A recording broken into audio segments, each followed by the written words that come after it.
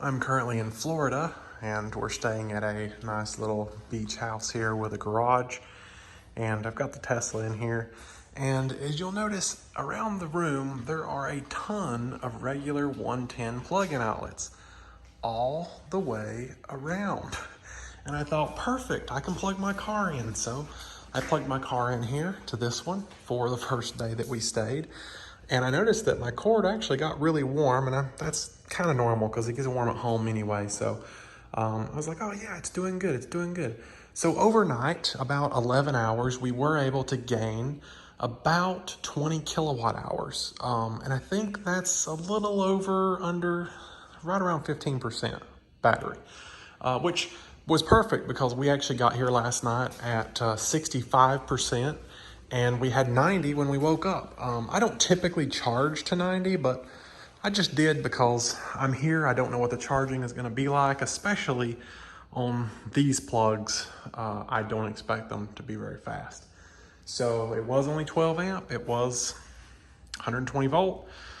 So it was slow. Today we went out and I had to go to the Tesla service center, and I'll tell you why by showing you some scuffy marks. We had a little mishap. I had to get a new tire, but hey, you know, it happens. Anyway, so yeah, we come back at 44% and I was not comfortable. So I took it to the supercharger and I topped it off to, I think I got up to 75. By the time I got back here, I was at 64 again. So, so I was like, you know, whatever, I'll plug it in. It has been, anyway, sorry, I got a notification there and got distracted. It has been plugged in for about 4.5 hours as of now. And I think we were at 72%, which, you know, it's definitely gaining, but it's just not quite there. And then it hit me. Why am I using those plugs? There is a dryer right there.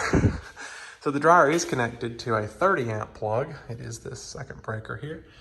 And so I just basically flipped the breaker so that I could safely unplug the dryer. And I just took my adapter out. I've got plenty of adapters you've probably seen. I just went to Tesla and bought the kit. And there's just enough room to open this up in here. But I went and bought the kit. It's under here. It's not that one, it's this one.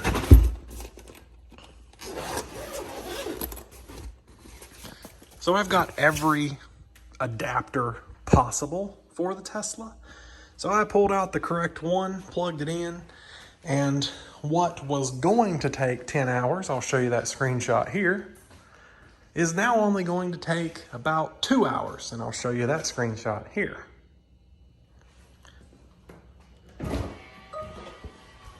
But let's get in and look.